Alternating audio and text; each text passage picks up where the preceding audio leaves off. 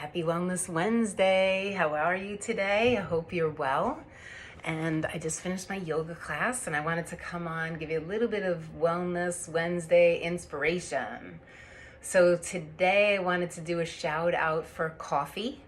Thinking about coffee, and if you enjoy coffee, great. So 2 cups for middle-aged people helps to do a few things. So number one, it protects the liver.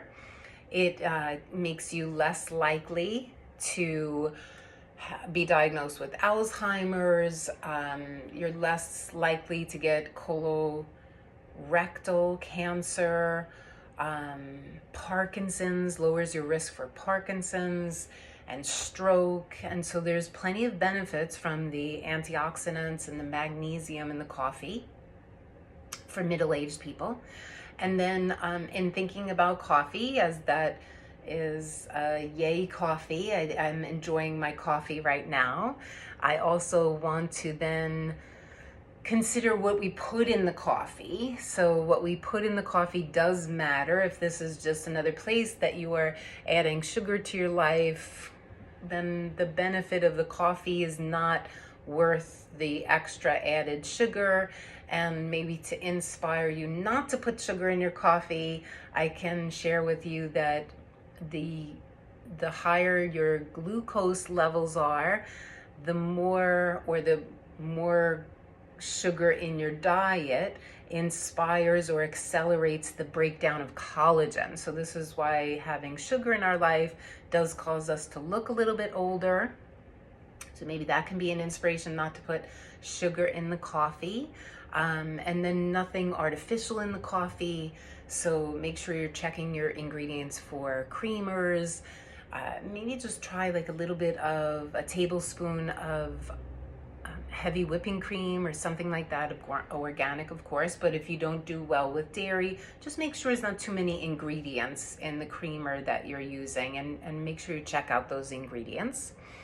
So also paying attention, because if you are having caffeine and your sleep is being disrupted, it's not worth it. It's better to get a good night's sleep.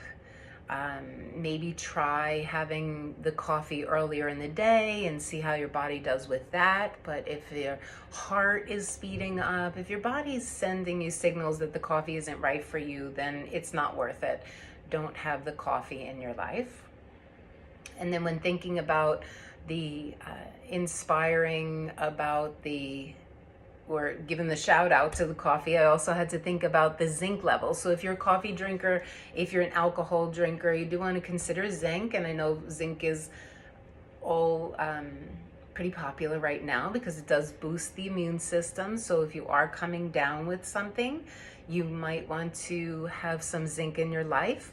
But also if you regularly drink coffee or alcohol, even things, if you are someone who has irritable bowel syndrome or celiac, or your menstrual cycle is off, you might want to consider zinc in your life. And there are plenty of places we can get zinc naturally, like nuts, almonds, sunflower seeds, and pumpkin seeds, and split pea. So make some delicious split pea soup, or eggs. I love eggs, but obviously not everyone does well with eggs. So the egg yolk has a good amount of zinc in there. So if you're needing some extra zinc, these are some places. And if you're supplementing with zinc, this is where it can get a little tricky with the supplementation, because if you add zinc to your life and it's too much, you can throw the copper levels off. So somewhere in the range of 10 to 20 milligrams of zinc is plenty if you're supplementing. And back to the sugar cycling, just to inspire you, we've been, each week I've been just bringing up another little thing just to get away from the holiday habits. So maybe from this Wellness Wednesday to next Wellness Wednesday, no extra little indulgences. See if the 1 week taking those things out, how your body fares with that. See if you notice any changes in your digestive system, or if you weren't feeling 100%, just by making that small change, how it can have a big impact on your wellness. And if you are in the cycle of craving, you could try some peppermint oil, right? Try smelling some essential oil and see if that doesn't diminish the craving. A glass of water, sometimes we're thirsty. And then you can also go for a quick walk, go around the block. So 10-minute walk. You don't have to make a big deal about it. Just go outside, get some fresh air, go for a walk.